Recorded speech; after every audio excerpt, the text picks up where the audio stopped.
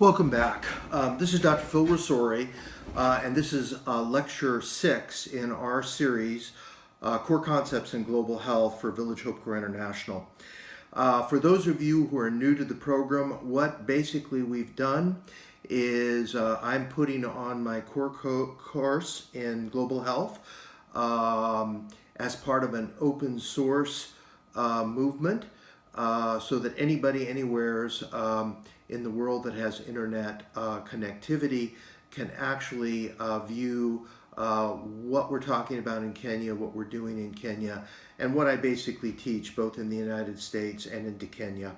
Again, it is targeted to our own staff, number one in Kenya, also to the nurses and physicians that come to Kenya to volunteer with us, and also to some presentations I've done at Stanford Medical School, so that medical students, if they're interested, at their own time, can actually take this course on their own. Now today, we have a very important topic. And the topic that we are going to confront today is fundraising and grant writing. And basically, what's going on with this course is that this is happening in real time. So I was challenged by our grant writer, who's actually very experienced, as we get ready to write a grant for a major foundation. How do we talk about our program? What do we say? What do we ask for? What have we accomplished? What are the awards that we've won, and how do we talk about those? And how do we talk about our own transparency, authenticity within our organization?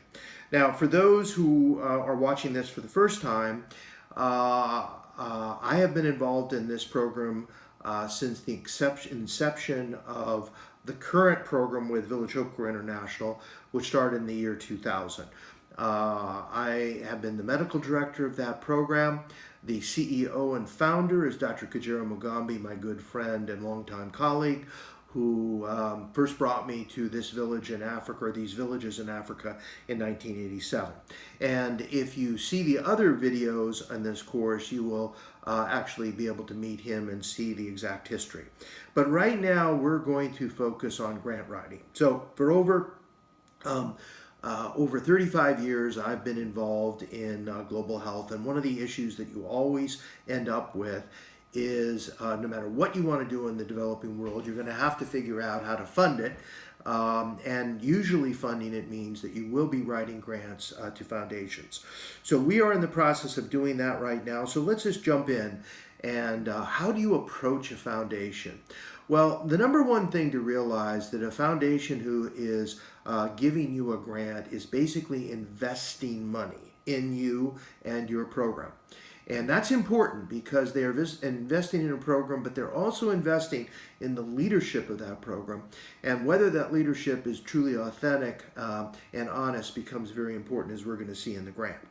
But if we start at the beginning, what they're going to be interested in is what is their ROI, return on investment.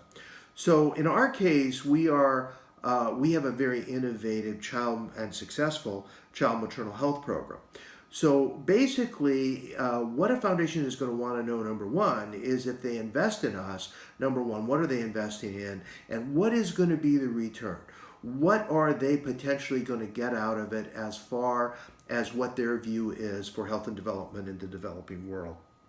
So that's extremely important, the return on investment. The other thing is the authenticity, because after 35 years of consulting all around the developing world, there are projects where unfortunately the money really doesn't go where it's supposed to go.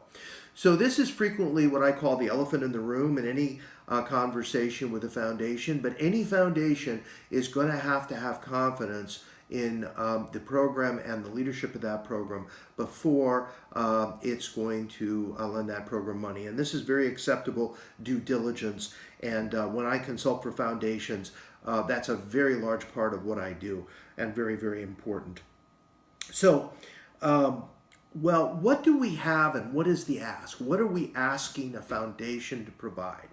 What we're basically saying is that we have a innovative, unique, prize-winning, and potentially revolutionary way of delivering child and maternal health in the developing world, and that we have an 18-year history of being in these set of villages on Mount Kenya, 5 hours north of Nairobi, and that we have already been peer reviewed.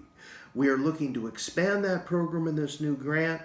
We are looking for a 3 to 5 year grant so we can actually do this particular child maternal health program to the quality level needed so that it can be cloned and moved in to the whole educational system within Kenya. We are now working in one school district with 50,000 children, 200 schools, and we are working not only with the children but all the mothers, and they live in 516 villages.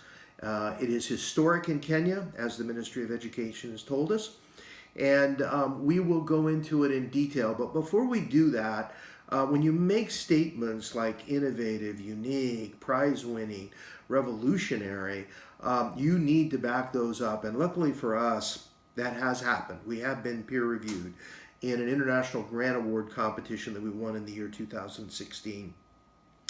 And so let's look at that, and let's look at why we won, and that will be our introduction. And also, it also validates who we are, and that actually somebody has looked at us and agrees, one, with what we're doing, and two, that we actually are implementing this in the field.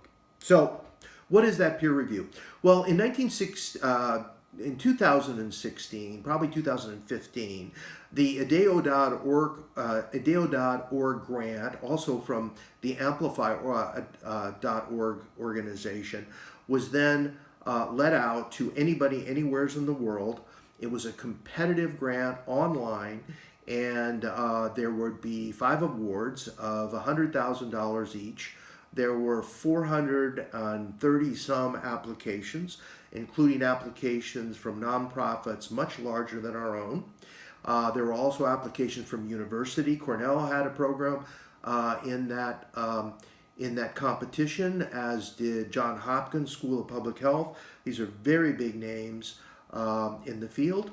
And when the smoke cleared, Village Hope Care International, the program that you're going to hear about now, won a $100,000 grant award for this innovative and potentially revolutionary child maternal health program. So that was a major step for a small, unheard of organization who was minuscule compared to many of the other competitors. And the one thing I'd like to underline here is the issue of the revolutionary aspects of our program, what they saw and why we're doing it, but also what they saw in our program. And that's basically is that what we're looking for when we're dealing with huge problems in the developing world is true revolutionary systemic change. And there's a lot of talk about changing systems, but yet very few programs really have the potential to change, in this case, how healthcare is delivered, not to hundreds of thousands of people, not to millions of people, but actually to tens of millions of people in a very medically effective and cost-effective way. And what you're going to see in our program is that we are going to then base our child maternal health program, we're going to piggyback it on to an existing system, which is the school systems of Kenya. Now, the educational system in Kenya is massive. I live in the state of California where there's 6.2 million school children, elementary and secondary, and that's a massive system with tens of thousands of schools and hundreds of thousands of teachers. And yet the Kenya school system is twice as big as the California system, as there are 12 million school children right now in Kenya. Now, Kenya is facing a large, massive increase in its population.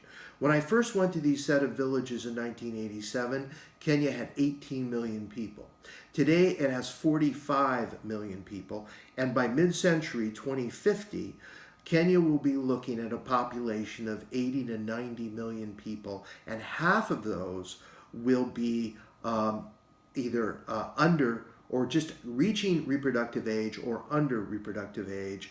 And the school children within Kenya, which is now 12 million, will jump to 20 to 24 million students. So the ability to do these things most medically effective and cost effectively and do it in a revolutionary new form is very important. And so what we're going to do now is we're going to stop here at a nice break point, and then we'll pick up part two of this grand riding and come back where we talk about what have we actually done, what is the history of our organization over the 18 years that we've worked in this area, how did we start, where are we now, and more specifically, exactly what are we doing in the school system that allowed the Sadeo.org grant award to see us as revolutionary and grant us for the award.